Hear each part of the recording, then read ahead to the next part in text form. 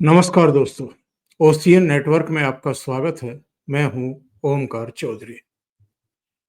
हमारी तीनों सेनाओं के प्रवक्ताओं, बल्कि मैं कहूंगा कि सीनियर अफसरों ने आज प्रेस कॉन्फ्रेंस की है।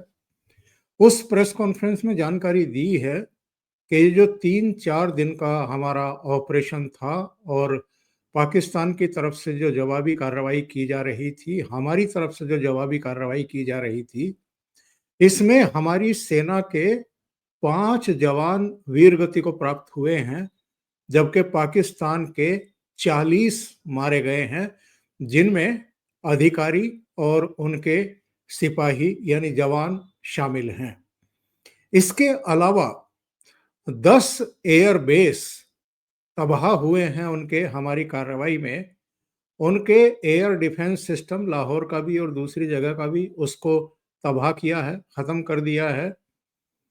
इसके अलावा जो जानकारी दी गई है वो ये है कि नूर खान चकलाला एयरबेस जो रावलपिंडी में है और जो वीआईपी ट्रांसपोर्ट बेस माना जाता है।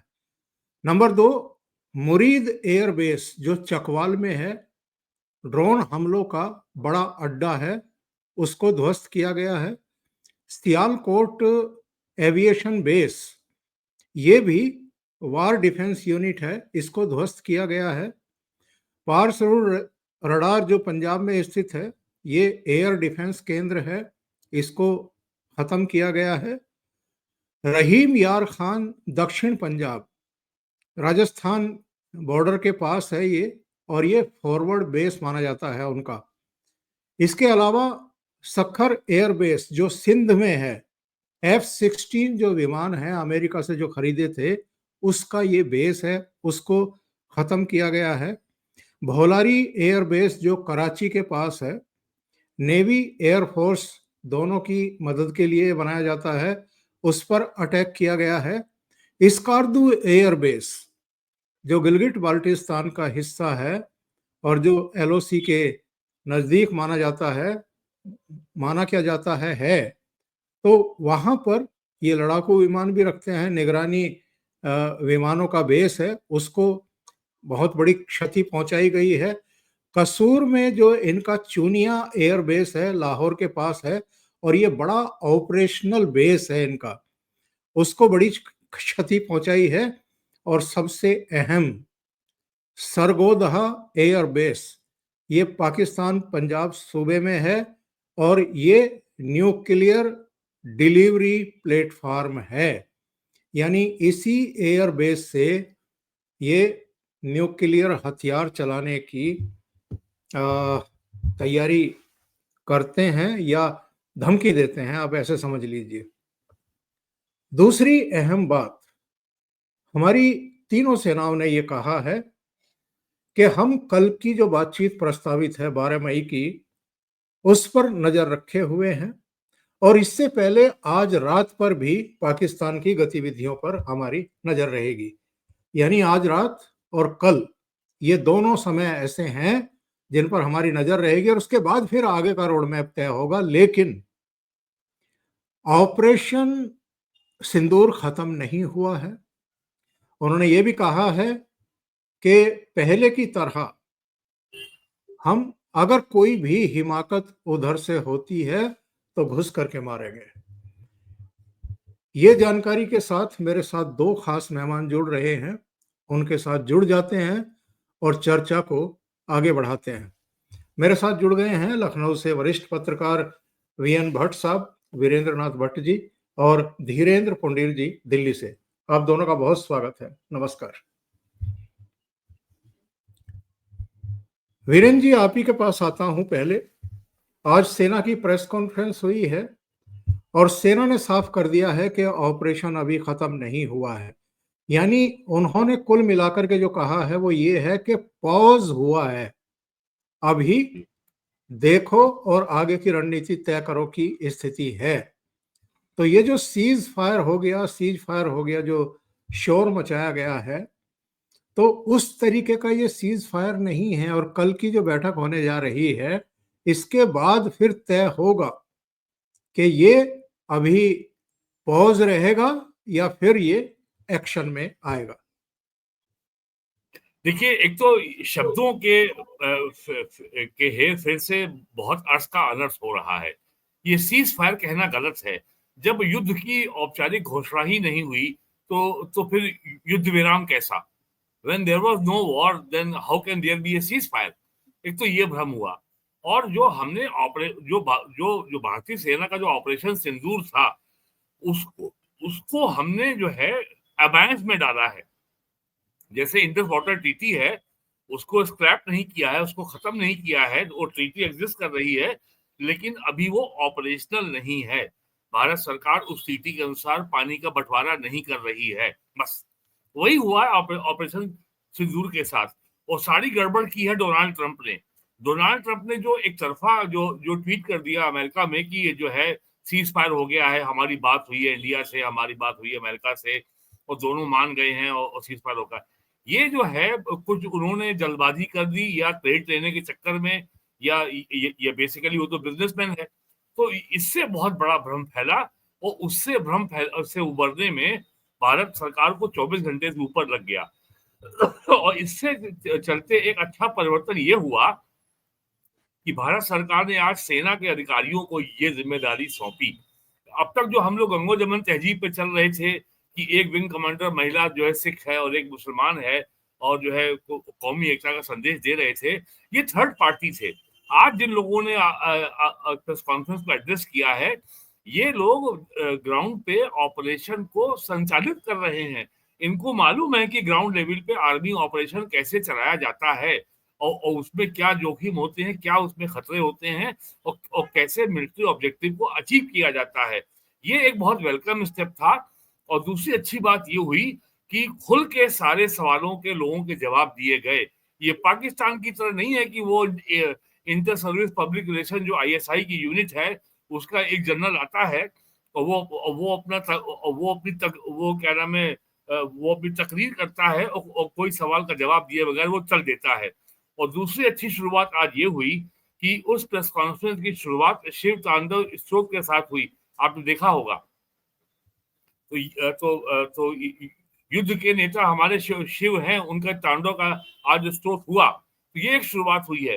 तो आज जो है भारत ने सारे भ्रम दूर कर दिए, और सेना के जनरल ने ये बहुत साफ कर दिया कि कोई थर्ड पार्टी मीडिएशन नहीं होगा।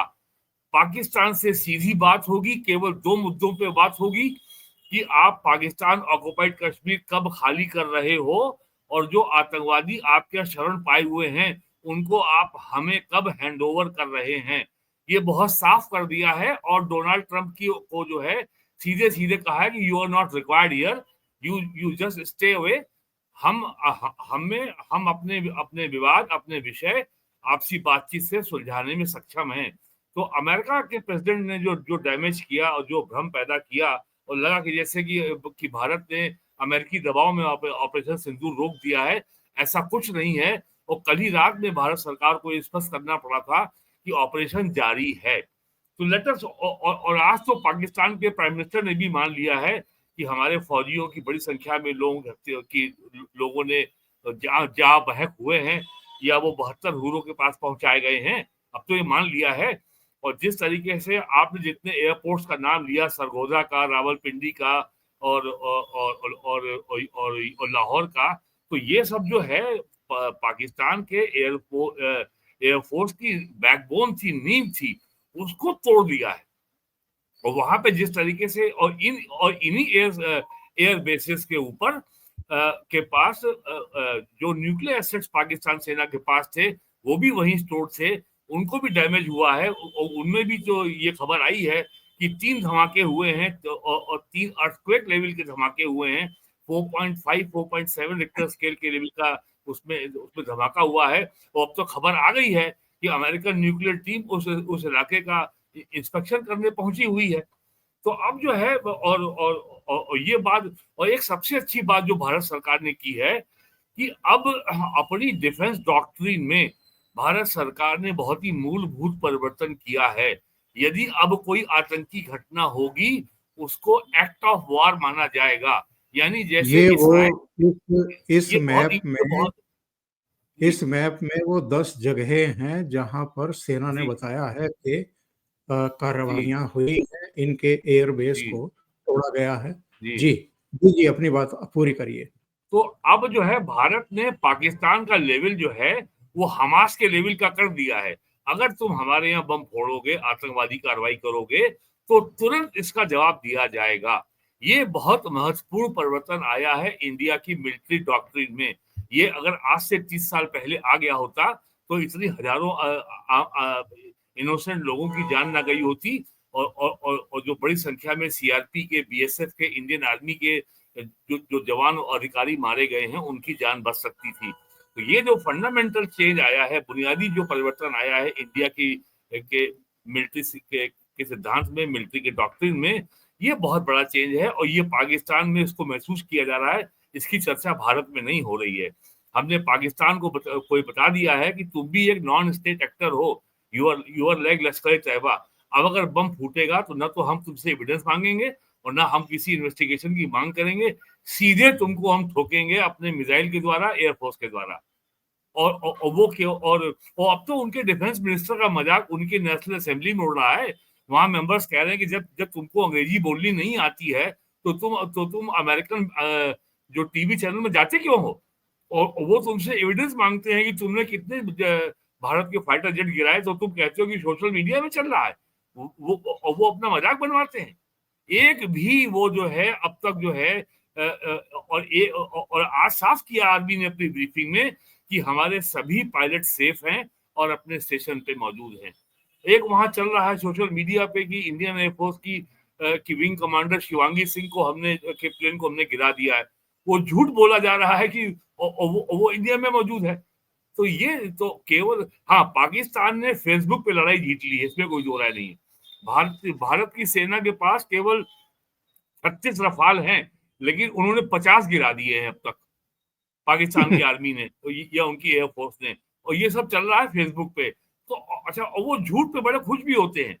पाकिस्तान 36 में है। जी, 1970 36। 1971 में बांग्लादेश बन गया था, और फिर भी वहां 10 साल से अधिक लग गया लोगों को जानने में कि भैया हमारा जो जो ईस्ट पाकिस्तान था, वो हमारा हिस्सा अब नहीं रहा। तो वो झूठ में ही जीते हैं, झूठ में ही प्रसन्न रहते हैं। They live in A state of delusion, भ्रम में रहते हैं हमेशा। बिल्कुल सही है। पुनीर साहब, ये वहाँ मिठाइयाँ क्यों बँट रही हैं? लोग खुशियाँ क्यों मना रहे हैं? नाच-गा क्यों रहे हैं? केवल इसलिए कि आईएमएफ से कर्ज मिल गया है? ये एक ऐसा अकेला दुनिया का देश होगा, जहाँ कर्ज मिलने पर भी लोग मिठाई बाँटते हैं और डांस करते हैं और झूठे नैरेटिव पर ये भूल जाते हैं कि कितनी बड़ी चोट भारतीय सेना ने पहुंचाई है। इनके आतंकवादी ठिकाने, 9 आतंकवादी ठिकाने, 100 से ज़्यादा आतंकवादी वो मार गिराए और पिन पॉइंट वो मिसाइल्स वहाँ पर गिरी हैं और इनके आतंकी ठिकाने तबाह किए हैं। इनके 10 एयर बेस को बड़ी चोट पहुंचाई गई है। इनके एयर डिफेंस सिस्टम जो है वो चौपट कर दिए, खत्म कर दिए। फिर भी वो नाच रहे हैं, मिठाई बाँट रहे हैं। देखिए सर, अगर हम इस पर बात करें कि पाकिस्तान में अब क्या हो रहा है, तो पाकिस्तान में प्रधानमंत्री से लेके एक आम आदमी तक ये इस पूरी जश्न के माहौल में है, क्योंकि वो ये मानते हैं उन्होंने एक युद्ध जीत लिया है। अगर आप पाकिस्तान के, चाहे वो पाकिस्तानी लाहौर में बैठा हो, चाहे वो दुबई में बैठा हो, और चाहे वो बैठा हो आपका वाशिंगटन में, या अलग-अलग जगह से आजकल पाकिस्तानी भी यूट्यूब पर अलग-अलग अपने नैरेटिव और वो तमाम पेश करते हैं। तो उन तमाम लोगों के मुताबिक वो पहले दिन से ये कह रहे थे कि जैसे ही हम इस युद्ध को भारत की ज़मीन पर ले जाएँगे, भारत घुटनों के बल आ जाएगा, वो ज़मीन पे आ जाएगा।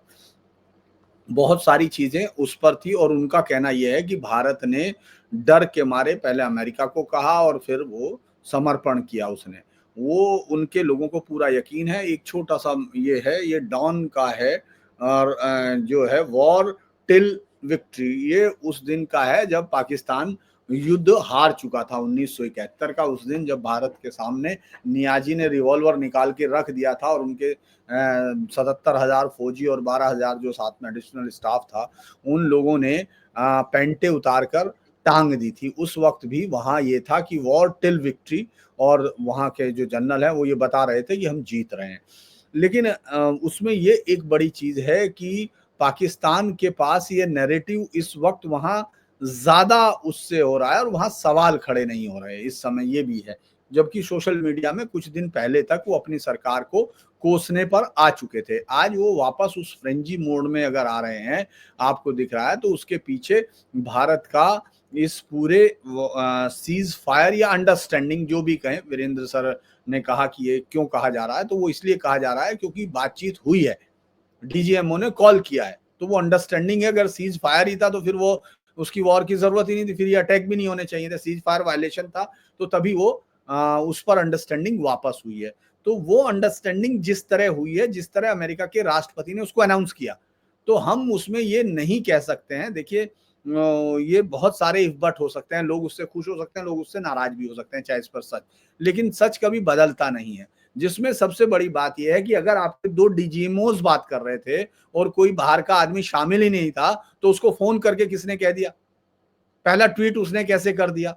तो अगर विपक्ष आज ये सवाल उठा रहा है तो उसके सवाल के पीछे एक धार है कि साहब वहां कैसे पता चला। क्योंकि देखिए 1972 का एग्रीमेंट हो या भारत का एक लॉन्ग स्टैंडिंग स्टैंड है कि भाई हम किसी तीसरे को इसमें मध्यस्थ नहीं करेंगे। दूसरा क्या है कि आप अगर वहां सब इस समय गौर करेंगे तो उनको ये खुशी है कि अब कश्मीर का इशू जो है इंटरनेशनल फोरा पे दोबारा उठेगा, क्योंकि कश्मीर को लेकर बात हुई है, और कश्मीर को लेकर जब उसने उस ट्वीट में ये इस्तेमाल करना ट्रंप का, ये इससे पहले भी कोशिश कर चुका है। ये ऐसा नहीं है कि जब पहले फर्स्ट रिजीम में भी कश्मीर को मध्यस्थ होने की या हम बात करने की अमेरिका की बड़ी दिली इच्छा है कि वो एक बंदर की तरह दो बिल्लियों के बीच में लड़ाई के वक्त सब कुछ खा ले और बिल्लियों के हाथ में कुछ ना आए, उसकी एक पर दिली इच्छा। पर धीरेन्द्र जी, इनको तो ये भी पता नहीं है कि कश्मीर समस्या कब से है। वो 1000 साल पुरानी बता रहे हैं, नहीं और देखिए, और दरअसल एक आप बयान उनका आ गया कि 1500 साल पुरानी, यानी ये इस्लाम से भी पहले की समस्या डोनाल्ड ट्रंप बता रहे हैं। दरअसल डोनाल्ड ट्रंप को हमको अभी देखिए एक तो बात आप जान लीजिए कि चाहे डोनाल्ड ट्रंप को आप कह दीजिए उसको कुछ नहीं आता है, लेकिन अगले 4 साल तक उसी से आपको बार बार रब्ता करना है, उसी के साथ आपको बात करनी है। वो जो है हर एक चीज बड़े लेवल पे करने की उसको ये आदत है, ये कोई वो नहीं है, क्योंकि उसके पास ये नहीं है कि नहीं होगा ये सारी जानकारियां, लेकिन वो कि 1000 साल पुरानी समस्या ट्रंप ने हल कर दी है। ये है ट्रंप ने, उसको इतने दिन से एक मौका नहीं मिल रहा था, वो एक पूरा जो ग्रेट अगेन बनाने वाला अमेरिका को मागा वाला जो था, वो जो आइडिया है वो हर चीज आप देखोगे मेगलमैनिक किया है, उसके अंदर ये है कि हर चीज बड़ी दिखाई जाए। तो वो उन लोगों को ये बताना चाहता है, क्योंकि अभी हम लोग वाकई ताकत हो गए, अभी हम लोगों को वाकई लोग जानने लगे हैं। लेकिन 96 का 94 का वीरेंद्र जी आराम से बता सकते हैं कि वहां अमेरिकन प्रेसिडेंट जो चुनाव लड़ रहे होते थे डिबेट में, नक्शे पे हिंदुस्तान को पहचान नहीं पाते थे, जबकि 71 में आपने एक बहुत बड़ी जंग लड़ी थी। वहां के ज्यादातर लोगों के लिए इंडिया कोई एक अलग देश था जिसके बारे में उनके जानकारियां नहीं थी। तो इसीलिए वो अगर 1000 साल लिखता है तो वो उसको एक जार्गन के तौर पर लिख रहा है, लेकिन ये मानना पड़ेगा कि उस आदमी ने भारतीय जो एक मुझे लगता है कि प्रधानमंत्री नरेंद्र मोदी और उनकी कैबिनेट की जो लीडरशिप ने जो एक शानदार, मैं फिर कहूंगा 7 तारीख का जो अटैक है दैट इज वेरी स्पेक्टेकुलर, मतलब मैं ये कहूंगा हिंदुस्तान के हाल फिलहाल के इतिहास में इतना शानदार ऑपरेशन बहुत रेयर, और पूरी दुनिया के एंटी टेरर ऑपरेशंस में ये एक शानदार मिसाल होगी। लेकिन उसकी उस श्रेय को उसने छीन लिया, और ये सरकार अब डिफेंसिव है। ये आज जो 3 सेना अध्यक्ष आपको बताने आए थे वो आप कल से ही जानते हैं, उनमें कोई नई चीज आपने नहीं बताई होगी, वो फोटोग्राफ्स भी वो रिलीज कर चुके थे। आज एक अच्छी बात जो डीजीएमओ ने कही है, और वो मुझे नहीं लगता उसका कल बहुत मायने रहेंगे, क्योंकि वो डीजीएमओ से सब बातें हो चुकी हैं। वो जो उन्होंने कहा कि साहब हम कल बात करेंगे, तय करेंगे, ये उसमें कल तक देखेंगे, ये बस एक संतुष्टि की बात ये कह सकते हैं आप कि लोग जो हैं ये मान रहे हैं कि हाँ हमको अगर हमारे पे अब वो अटैक करेगा, देखिए आप कल की पोजीशन समझिए। देखिए बहुत सारे लोग अच्छा उसको इस तरह नहीं देख रहे हैं। कई बार ओंकार जी सच कड़वा लगने लगता है ना, और बहुत सारे लोगों को लगता है नहीं हम इसमें कुछ जोड़ देंगे। याद होगा आपके साथ हम लोग बात कर रहे थे बंगाल वाले पे भी, कि हमने कहा ये लोग हट गए, इन दोनों ने जो फैसला लिया है उसका नुकसान होगा। अल्टीमेटली ये उस दिन की बात है जब हम लोग वहां से लौटते थे पहले चुनाव के। तो मैं उसको इस तरह कह रहा हूं कि कल रात अगर आप ये कह रहे हैं कि सीज फायर वायलेशन पर हम अटैक कर सकते हैं, और उस डॉक्ट्रिन का कोई मतलब नहीं, वो पहले भी आप कर सकते थे, आपने उस डॉक्ट्रिन के बिना भी अटैक किया है। भाई आपने 3 बार सर्जिकल स्ट्राइक किया ना, उस डॉक्ट्रिन के बिना भी कर दिया। कोई ऐसा तो है नहीं कि उसमें साइन करा के आप किसी से लाए थे। तो ये जो कल रात भी पाकिस्तान ने अटैक किया है, पाकिस्तान के ड्रोन ने वायलेट किया है, यानी लास्ट वायलेशन उनका था, आपका नहीं। उसके बाद आपने नहीं बताया, आपके किसी सेना ने या उससे मैंने नहीं सुना कि हमने कल रात के बाद उनको बिफिटिंग रिप्लाई दिया और हमने ये उड़ा दिया। नहीं, उन्होंने उससे पहले की बात की। तो ये कहना कि बिल्कुल कुछ नहीं है और यह बहुत है, मैं कह रहा हूं कि 7 मई को हम लोगों को भंगड़े डालने वाली स्थिति थी। हम लोग बहुत शानदार स्थिति में थे। अभी भी हमारी सेना ने बिल्कुल साफ कहा है कि उसके ऑब्जेक्टिव पूरे हुए। जो पहलगाम के बाद हमको बदला लेना था वो हुआ, लेकिन बीच में इस पॉलिटिकल लीडरशिप ने जिस तरह से आकांक्षाएं जगाई थी और जिस तरह से पाकिस्तान का रिएक्शन था, बाद में जनता की इच्छाएं कुछ और हुई। और मैं ये नहीं कहता कि जनता की इच्छाएं बहुत सही तरफ जाती हैं, क्योंकि हमको कमांडर पर यकीन करना होता है। युद्ध का मतलब होता है कि वन वे, जो उसने कह दिया वो हार हो या जीत हो हमको फॉलो करना होता है। लेकिन सवाल आपस में किए जाते हैं, लोग वही सवाल करते हैं जो आपके पीछे खड़े होते हैं। तो उनमें एक सवाल ये जरूर है, कल की बात मुझे ये समझ में नहीं आ रहा है, वो मुझे लगता है वीरेंद्र जी से मुझे ये समझना भी होगा कि कल आपकी जो पूरी बीजेपी जब से वो आती है तब से आज तक सेकुलर वर्ड पर वो हल्ला मचाती है। वो कहती है सेकुलर शब्द संविधान में इंसर्ट किया गया, सेकुलरिज्म कोई नहीं है। उनके प्रवक्ताओं को अभी अगर आप कहेंगे तो 1000 बयान टाइप करके निकाल सकते हैं, तमाम लोग जो सुन रहे वो भी निकाल लेंगे। लेकिन वो कल कर्नल सोफिया चौधरी उस शब्द पर स्ट्रेस देती है कि सेकुलर स्टेट है। वो ये बोलती है कि मस्जिद हमने नहीं गिराई, कोलेटरल डैमेज है, पूरी दुनिया में होता है। दरअसल ये कोई आंख बंद करके अमृत पी लेने वाली कहानी नहीं है। और चूंकि अगर आपने 71 के वार में भंगड़े डाले होंगे 72 में, तो फिर उसके बाद जब टेबल पे हार गए होंगे तो आपको समझ में नहीं आया होगा। आज के वक्त भी अगर आप ये कह रहे हैं कि हम आप लास्ट हमला किसका था, इससे आप अंदाज लगा लीजिए। बस मैं तो ये जानना चाहता हूं कि जब पाकिस्तान ने रात में आपके 12 बजे विक्रम मिस्त्री आके बता रहे हैं कि वायलेशन किया और हम अपील कर रहे हैं, आपने अपील की है ना, वो तो लास्ट अपील आपकी है, उनकी नहीं है। उन्होंने वायलेट किया है, आप तो बार बार कह रहे हैं हमने प्रिसीजन किया, तो उनको तो नहीं करना, वो तो आपके मिलिट्री इंस्टॉलेशन पर अटैक कर रहा है, सिविलियन स्टेज पर अटैक कर रहा है। उसने ये इस्टेब्लिश किया। देखिए मैं जो पहली बात पर आपके सवाल पर वापस आता हूं, वहीं खत्म कर रहा हूं कि उनके पास आज नाचने के कारण है। आप जीत के भी, आप जीत की दहलीज पे आ गए। देखिए ब्रह्म चेलानी को आप कुछ भी कहिए, एक लंबे समय से उनका स्टैंड एक है। उसने कहा कि आपने जीत के मुंह से हार छीन ली है। VP Malik, general VP Malik, जिनकी मतलब कारगिल में कैसे आए थे वो तो अलग बात है, उस पर बहुत सारी कहानी हो सकती है। लेकिन उन्होंने कहा कि ये आने वाले समय में सवाल पूछे जाएंगे कि हमको इससे क्या हासिल हुआ। मनोज नरवाणे आपने देखा, कम से कम ये भी कमांडर ही रहे होंगे, इन्होंने लड़ाइयां लड़ी होंगी। तो सवाल आ रहे हैं। चीफ ऑफ आर्मी स्टाफ थे भाई। नहीं, मैं तो खुद ही कह रहा हूं, मुझे मालूम है, मैं तो ये जानता हूं। लेकिन मैं ये कह रहा हूं कि भाई उनके सवालों को आप पाकिस्तान के किसी आदमी के सवाल थोड़े ही कह देंगे। वो कल तक आपके साथ खड़े थे, याद कहा था मनोज नरवाणे का ही तो वो था कि फिल्म अभी बाकी है। तो इसीलिए कुछ सवाल हैं, उनको जवाबों को मुझे लगता है आने का समय पाकिस्तान। इससे एक बड़ा चीज मुझे लगता है ओंकार सर, जो मैं मुझे देख रहा हूं, मैं इस तरह से मैं कोई भविष्य वक्ता नहीं हूं, एक पत्रकार हूं, जिस तरह से सोचता हूं उस तरह बता रहा हूं कि एक चीज आपने तय कर दी है कि अगले कुछ समय बाद ही, ये 4-5 महीना भी हो सकता है, ये कुछ भी हो सकता है। अता हुसैन तो यही कह रहे हैं कि 5-4 महीना होगा। लेकिन आपने उनके अंदर एक ताकत भर दी है। जो आतंकी 7 मई के बाद ये सोच चुके थे कि भारत देश के, पाकिस्तान के किसी भी कोने में उनको मार सकता है, वो आतंकी आज के डेट में ये कह सकता है कि पाकिस्तान का एटम बम उसकी सुरक्षा का सबसे बड़ा कारण है और भारत यहां तक आके वापस जाएगा। एक बड़ी चीज है और ये उनको ताकत दे सकती है, क्योंकि फाल सूट में आपको, आप बटन दबा के मरने से पहले आप सोचते हैं ना कि बटन दबाने वाला फिदाइन ऐसा तो है नहीं कि वो उसको मालूम नहीं कि वो पहले मरेगा। आप तो बाद में, अगर वो हमारे पे हमला कर रहा तो हम तो बाद में मरेंगे ना, पहले तो अपनी बेल्ट दबा के। तो उसके लिए एक नैरेटिव करना होता है। उस नैरेटिव वॉर में आज पाकिस्तान मुझे लगता है कामयाब रहा है। असीम मुनीर से लेके तमाम लोग, आप सड़कों पर जब उनकी फौज जा रही है, वो विजुअल आ रहे हैं, लोग उनको फूलों से नहला रहे हैं। ये एक झूठ में जिंदा हो सकता है एक देश, वो एक देश पागलों का देश हो सकता है, लेकिन आप इस बात से इनकार नहीं कर सकते हैं कि आज उनके पास ये कहने का कारण है कि हमने हिंदुस्तान पर लास्ट तक हमला किया, लास्ट हमला हमारा है, हिंदुस्तान का जवाब है। जी ये नैरेटिव हारने के बाद पाकिस्तान ने 65 में भी बनाया था, 71 में भी बनाया था, कारगिल में भी बनाया था। ये जश्न तो वहां हर बार मनाए जाते हैं मुंह की खाने के बाद। तो क्या हम ये मान लें कि हमारी सेना हार गई है और उनकी सेना जीत गई है?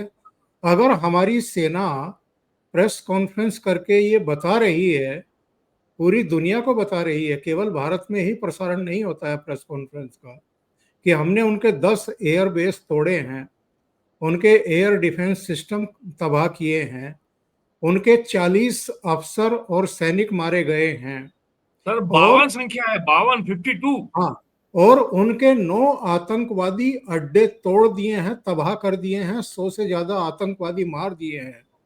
तो उसके बाद हम ये कैसे एक्सेप्ट करें कि जो नैरेटिव पाकिस्तान सेट करने की कोशिश कर रहा है वही सही है? जी वीरेंद्र जी। सर देखिए, बीजेपी की ये एक समस्या रही है, जो भारत की समस्या है कि सरकार उनकी है, सिस्टम हमारा है। तो ऐसी स्थिति में बीजेपी के लिए नैरेटिव वॉर लड़ना शुरू से कठिन रहता है, हमेशा रहा है पिछले 11 साल से। लेकिन कल की स्थिति को, जैसे मैंने पहले कहा, डोनाल्ड ट्रंप के ट्वीट ने जो है माहौल को बिगाड़ दिया। लेकिन उसको ठीक करने में सरकार को 24 घंटे लगे हैं, और समय लग सकता है। जो इस्लाम में और इस्लाम के नाम पे जिहाद, ये दो अलग चीजें हैं। जब आप इस्लाम को पॉलिटिकल टूल बनाते हैं अपने पॉलिटिकल ऑब्जेक्टिव को पूरा करने के लिए, तो उसकी शक्ल बिल्कुल बदल जाती है। और जब आप इस्लामी जिहाद की राजनीति आप करते हैं, तो आप ये बताते हैं कि दुनिया में मुसलमान सबसे ऊपर है, हम सबसे बड़े सुप्रीमेसिस्ट हैं, हाँ, हमसे बड़ा कोई नहीं है, हम दुनिया में जिसको चाहेंगे मट्टी में मिला देंगे, धूल में मिला देंगे। तो इस तरह की जब राजनीति होती है, तो इस तरह का देश, इस तरह की राजनीति, इस तरह की सेना लोगों को एक हमेशा हमेशा जो है मजहब के गहरे नशे में रखती है, और झूठ ही झूठ चलता है। अब तो पाकिस्तान के लोग बड़ी संख्या में बसे हुए हैं यूरोप में, अमेरिका में, कनाडा में और दुबई में और देशों में। वो अपने देश के लोगों को संदेश भेज के बता रहे हैं कि आपकी सेना, आपकी ISPR, inter service public relation, झूठ बोल रहे हैं। एक भी जो है फाइटर जेट इंडिया का नहीं गिराया गया है, आपके सारे एयरबेस तबाह हो गए हैं। तो ये जो तो और पाकिस्तान सेना ये भूल जाती है कि जब आप मजहब की इतनी गहरी डोज अफीम देंगे लोगों को, तो ये बताएंगे हमने हर हर मोर्चे पे फतेह हासिल की है, और हमको $1.5 बिलियन का लोन मिल गया IMF से। वो लोन केवल आपके लिए 10 दिन काम आना है। आपका मंथली जो ट्रेड डेफिसिट है, वो 2 से $2.5 बिलियन के बीच में है। यानी आपका आयात ज्यादा है, निर्यात कम है। तो जब आपको हर महीने $2.5 बिलियन का डेफिसिट है, तो अगर $1.5 बिलियन अगर आपको मिल गया, तो कौन सी बड़ी भारी आपकी उपलब्धि हो गई है। लेकिन इसको भी आप अपनी उपलब्धि बता रहे हैं, और वहां पे आप लड्डू बांट रहे हैं। तो इसका अंतिम परिणाम ये निकलेगा कि ये सेना अब के ऊपर दबाव होगा कि ये फिर से भारत के ऊपर कोई पंगा ले, कोई हमला करे और कोई प्रोवोकेटिव कार्रवाई करे। और इस घटना के बाद से पाकिस्तान की सेना और पाकिस्तान के प्राइम मिनिस्टर के बीच में एक गहरी फॉल्ट लाइन बन गई है, एक विभाजक रेखा बन गई है, जिसके ऊपर और कल देखा आपने किस तरीके से शहबाज शरीफ जो है अपने आर्मी चीफ को मक्खन लगा रहा था और क्या तारीफें कर रहा था। यहाँ उल्टा हो रहा है कि आर्मी चीफ भी मक्खन लगा रहा है आर्मी को। अरे भाई, प्राइम मिनिस्टर अपने सेना का मनोबल बढ़ाने की बात करता है, ये सामान्य बात है। लेकिन वो तो ऐसे बोल रहा था कि जैसे कोई वो कार्यकर्ता है और जनरल मुई उसका बॉस है। तो पाकिस्तान में इस समय पॉलिटिकल की स्थिति बहुत तनावपूर्ण है। बलूचिस्तान का मामला उनका गंभीर बना ही हुआ है। तालिबान से उनका जो है उनका विवाद चल ही रहा है। तो उनको 3 मोर्चों पे लड़ना है, बलूचिस्तान से, तालिबान से और भारत से।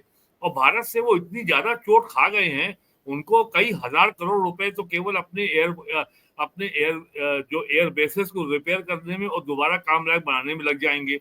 उनका पूरा पूरा जो ड्रोन का बेड़ा जो उनको टर्की से मिला था, वो पूरा का पूरा तबाह हो गया है।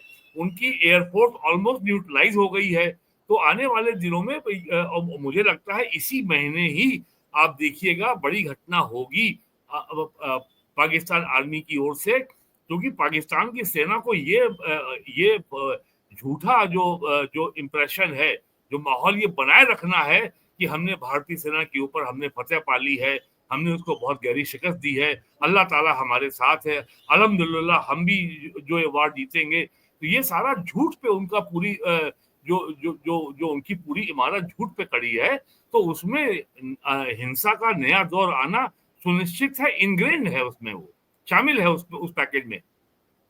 जी, मैं अभी जो धीरेन जी ने 3 लोगों का उल्लेख किया था उनके बयान पढ़ रहा हूँ। जैसे मनोज नरवणे ने क्या कहा है अपने मैसेज में, एक मिनट। मनोज नरवणे ने कहा है, सोशल मीडिया पर इन्होंने लिखा कि समुद्र और आकाश में सैन्य कार्रवाई का आज शाम 5 बजे से रुकना एक स्वागत योग्य कदम है। हालांकि हम हर बार किसी हमले के बाद ही जवाब दें और आतंकवाद के कारण जान गंवाते रहें, यह तरीका अब नहीं चलेगा। यह तीसरी बार हुआ है, आगे अब कोई और मौका नहीं मिलेगा। इनका ये बयान है। ब्रह्म चेलानी का क्या बयान है? इन्होंने कहा है कि जीत को हार में बदल देना भारतीय राजनीति की पुरानी परंपरा रही है। इन्होंने 1948 का जिक्र किया, 54 का जिक्र किया, 60 का जिक्र किया, 66 का जिक्र किया, 72 का जिक्र किया, 2021 का जब लद्दाख में चीन वाला मसला था, और 2025 ऑपरेशन सिंदूर का जिक्र किया। वीपी मलिक ने कहा कि साहब इतिहास पूछेगा कि भारत ने इससे क्या हासिल किया। क्या इनको जवाब देना इतना मुश्किल है धीरेन जी? अभी जो मैंने बताया या सेना ने जो बताया कि 4 दिन में हमने क्या किया, 7 अक्टूबर को आप खुद कह चुके थे कि 7 अक्टूबर में जो कार्रवाई हुई है वो ऐसी कार्रवाई थी कि इनके 53 कांप गए थे और सभी ने उसकी तारीफ की कि पिन पॉइंट आपने आतंकवादी केंद्रों पर अटैक किए हैं। मैं जानना ये चाहता हूं कि जिन्होंने भी एडवर्स टिप्पणियां की हैं इतनी बड़ी कामयाबी के बाद, कि उनके 40 अफसर और जवान मार दिए, उनके एयरबेस तबाह कर दिए, एंटी एयर सिस्टम तबाह कर दिया और 9 आतंकवादी ठिकानों को नेस्तनाबूद कर दिया, 100 से ज्यादा आतंकवादी मार दिए। इससे आगे ये लोग क्या चाहते हैं भारतीय सेना से? दरअसल इन सब के जो सवालों का केंद्र है वो ये है कि इसका मतलब ये है कि 7 तारीख के बाद इस सरकार के पास कोई ऑब्जेक्टिव नहीं था। इस सरकार ने इस लड़ाई को या ये कोई लड़ाई ले जाना, क्योंकि जब ऑपरेशन पराक्रम हुआ तो उस समय जो लेफ्टिनेंट जनरल सूद हुआ करते दिल्ली से जो थे, उन्होंने पूछा था प्रधानमंत्री अटल बिहारी वाजपेयी से। ये पूरा उन्होंने किताब भी लिखी है, सूद साहब की किताब है ऑपरेशन पराक्रम पर जो मूवमेंट हुआ था सारा। तो उन्होंने उनसे पूछा था कि आपका हम लोगों को करना क्या है? तो वाजपेयी जी ने कहा था कि आप सीमा तक पहुंच जाइए, फिर बताते हैं, सोचते हैं। तो ये सवाल जो है, जब आपका वॉर शुरू हो जाता है तब आप ये सोचते नहीं। तब आप अगर उस वक्त, मैं फिर कह रहा हूं, मैं तो उस चीज को खुद ही कह रहा हूं कि जो 7 की तारीख की कार्रवाई है मई की, वो नहीं मिलेगी मिसाल। आपने प्रिसाइजली किया है, बहुत शानदार किया है। लेकिन जब ये एस्केलेशन हो गया तो उसके बाद लोगों को ये लग रहा था, लोगों का, फिर मैं कह रहा हूं कि वरना तो इतने सारे आपके पास भी ये नहीं आते, ये जरूरी नहीं सारे कांग्रेस के ही लोग हों, और कांग्रेस के लोग भी साथ में खड़े थे, चाहे वो आप उसका मीमांसा कुछ भी नहीं, कर। मैंने कांग्रेस का नाम लिया ही नहीं है। नहीं नहीं, मैं कह रहा हूं कि जो लोग भी सवाल उठा रहे हैं हाँ, मैं उनमें वो मैं उन्हीं चाहते वो चाहते क्या थे आखिर? मैं वो उन्हीं का क्या ये चाह रहे थे? मैं भी उन्हीं का ये बताना चाह रहा हूँ कि उनको ये उम्मीदें हो गई थी कि पीओके जिसको इतनी बार प्रधानमंत्री से लेके राजनाथ सिंह से लेके और इस देश के जो राज्य के सबसे यशस्वी मुख्यमंत्री हैं, जिनको ये कहा जाता है कि नए वो होंगे, वो भी 25 बार ले चुके पीओके को। तो उन लोगों को ये लग रहा था कि जो सरकार जिसने कहा कि हम वो मिट्टी खत्म कर देंगे और जिस राजनाथ सिंह ने कहा कि हम आपकी इच्छाओं के मुताबिक करेंगे जो आप चाहते हैं, तो उन लोगों को लग रहा था कि इस बार विष बेल क्या है? आपको लग रहा है कि आतंकी विष बेल है? अगर आप ये मान रहे हैं तो फिर तो ये ऑपरेशन खत्म हो गया। फिर हिंदुस्तान को जरूरत नहीं, फिर ये मान लेना चाहिए अब अटैक नहीं होंगे, क्योंकि आपने यही कहा था, इसी के लिए लड़ाई शुरू हुई थी। तो फिर ये भारत को और आप तमाम लोगों को सबको ये ठोक के लिख के देना चाहिए कि अब हिंदुस्तान पर कोई अटैक नहीं होगा। ये ठीक है कहना चाहिए। धीरेन जी, इसी पर मैं टिप्पणी लेता हूँ। वीरेन जी, एक तो इसी युद्ध के दौरान जो भी झड़पें हुई हैं, इसी के दौरान भारत ने अपनी नीति में परिवर्तन किया है और ये कहा है कि एक भी आतंकवादी हमला जी, हुआ हाँ, तो हम थ्रेशोल्ड। उसे युद्ध मानेंगे। नंबर दो, ये पहलगाम की जो घटना हुई थी उसके आलोक में ऑपरेशन सिंदूर था, ना कि ऑपरेशन पीओके था। नंबर तीन, जब ये 7 तारीख की घटना हुई उसके बाद पाकिस्तानी सेना ने जो हम पर अटैक करने शुरू किए, हमारे नागरिक ठिकानों को, हमारे धर्म स्थलों को निशाना बनाया, हमारी सेना के एयरबेस को निशाना बनाया, उसके बाद हमने प्रतिकार किया है। तो क्या हम पाकिस्तानी सेना के वार पर प्रतिकार ना करते? और अगर युद्ध की स्थिति पैदा हुई तो इसके लिए कौन जिम्मेदार है? हमारी 7 अक्टूबर की 7 मई की कार्रवाई या पाकिस्तानी सेना ने जो कुछ किया उसके बाद फिर हमने जो किया? अभी जो धीरेन जी कह रहे हैं अपनी जगह ठीक है कि 7 तारीख को जो किया वैसा कभी हुआ नहीं, ये पिन पॉइंट वहां पर अटैक हुए, लेकिन जो 10 एयरबेस तोड़े उनके, जो बाकी की कार्रवाइयां की हैं, ये भी तो पहले कभी नहीं हुआ। देखिए, एक तो बड़ी समस्या ये है कि भारत के अंदर जो बैठा हुआ पाकिस्तान है, जो पाकिस्तान का डीप स्टेट है, यहाँ की सेकुलर पॉलिटिकल पार्टियां, दारुल उलूम देवबंद, मुस्लिम पर्सनल लॉ बोर्ड तो खुलेआम क्या कह रहा है कि साहब आप पाकिस्तान से वार्ता कीजिए, डी एस्केलेट कीजिए, टेंशन कम कीजिए। और लखनऊ के कुछ लोग जो है आज गौरव आर्या के खिलाफ कार्रवाई की मांग कर रहे हैं कि साहब उसने ईरान के फॉरेन मिनिस्टर के बारे में अनपार्लियामेंट्री शब्द कैसे बोल दिया, क्या क्या बोलू। तो एक तो समस्या ये है कि जो जनरल बिपिन रावत कहते थे कि 2.5 फ्रंट है, चाइना और पाकिस्तान और आधा इंडिया के अंदर बैठा है, ये आधा नहीं है, पूरा है। और वो तो अलग बात है कि अब सरकार का जो जो जो फैसला था और जो कार्रवाई थी वो इतनी निर्णायक थी और इतनी प्रभावी थी कि सबकी बोलती बंद हो गई है। लेकिन जैसे ही उनको मौका लगेगा वो उसको वो उसका पूरा फायदा उठाएंगे। जहां तक जनरल नरवाने की बात है, मेरा मानना जनरल नरवाने का जो जो स्टेटमेंट है वो कल शाम को 5 बजे के डोनाल्ड ट्रंप के ट्वीट के बाद भारत सरकार की घोषणा को लेके के आधार पे है। और उस ट्वीट में इस बात को अकाउंट फॉर नहीं किया गया है जो देर रात में भारत सरकार की ओर से स्पष्ट किया गया कि ऑपरेशन सिंदूर अभी जारी है। तो जैसा मैंने पहले कहा कि सारा भ्रम ट्रंप के बयान से आया है। अगर भारत सरकार और भारत और पाकिस्तान के डीजीएमओ के बीच में बात हुई और अगर भारत के और पाकिस्तान की लीडरशिप ने ये फैसला किया कि हम जो है अभियान को रोकेंगे, तो ये फैसला के इसकी घोषणा दिल्ली और इस्लामाबाद में होनी चाहिए थी। ये घोषणा हो रही है वॉशिंगटन में। समस्या यहाँ पैदा हुई है।